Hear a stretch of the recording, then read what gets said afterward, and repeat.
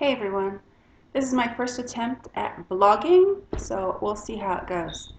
A lot of people write in and have asked me many questions about my book, or my books, the Telesa Trilogy. Daniel. And so what I'm going to do is I'm going to take on a couple of these questions each time I try this blogging thing, and we'll see how it goes. A common question that I get asked a lot is, where did you get the inspiration to write about Telesa? And for those growing up in Samoa, they would have heard a lot of the same legends, stories, and whisperings that I would have heard as a child growing up.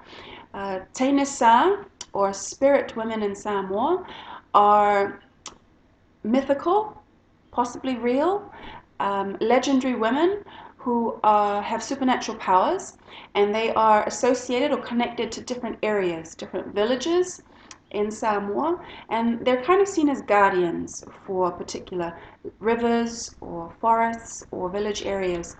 And they use their powers to curse people, bewitch them, kill them, poison them, and sometimes do all sorts of other things to them. But growing up as a child, I was very curious about these women, and so I would often ask my dad and other people more questions about them because I wanted to know their origins and I wanted to know just more about them. But most people didn't like to talk about them, and it was, I think, on one hand because a lot of people just didn't know much about them, and on the other hand it was because it was a forbidden topic, and so a lot of people would be like, shh, don't talk about them. And so growing up, I took that unfulfilled curiosity and I filled in all the blanks, and I pretty much have taken those whisperings and warnings and legends and given them my own creative interpretation.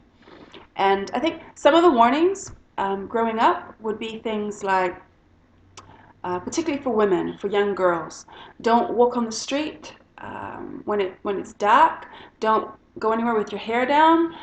Don't wear a red flower or say in your ear. Don't laugh really loud. Don't wear red lipstick. Um, don't wear makeup. Don't go out after dark. And don't look in the mirror a lot. One thing that a lot of people in Samoa still like to do is cover up all their mirrors at night.